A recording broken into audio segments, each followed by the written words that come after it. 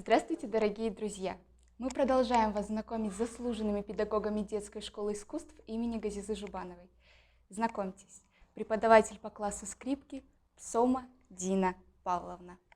Здравствуйте, Дина Здравствуйте. Павловна. Давайте мы начнем с вами с истоков. Расскажите, пожалуйста, как начался ваш творческий путь? После окончания музыкальной школы я поступила в музыкальное училище. Сейчас они называются колледжи. И по окончанию пришла в эту школу работать. Так начался мой творческий путь.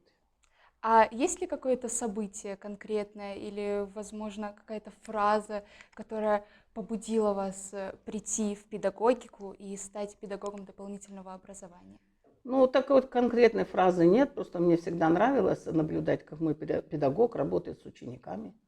Мне это нравилось. И вообще детей очень люблю, поэтому я думаю, что выбор профессии был уже обозначен тогда. Такой сейчас будет, наверное, немножко провокационный вопрос.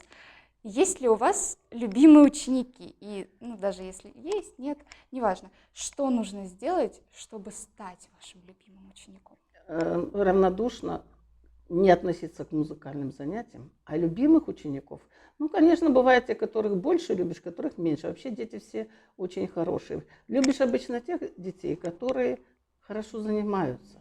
Те, которые не занимаются, там другая политика. Там хочется сделать так, чтобы ему понравился. И занимался он тоже хорошо и стал тоже любимым учеником. Вот я такого принципа придерживаюсь. А вот если бы мы с вами перенеслись в то время, когда вы начали преподавать в школе, работать с детьми, какой бы совет вы дали самой себе при вот такой достаточно сложной работе? Совет такой, что набраться терпения, не спешить, потому что когда ты молод и только начинаешь свою деятельность, кажется, что все должно хорошо получаться сразу. И вот этого терпения молодым педагогам не всегда хватает.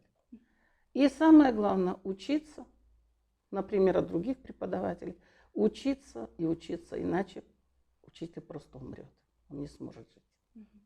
Вот такой совет. Я считаю, что основы педагогики, они не меняются со временем, но все равно время идет, прогресс, технологии.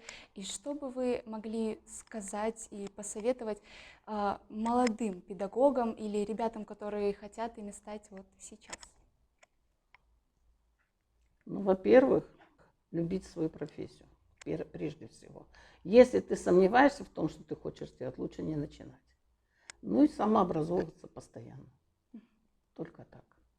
Спасибо вам большое, было очень интересно вас послушать. Спасибо.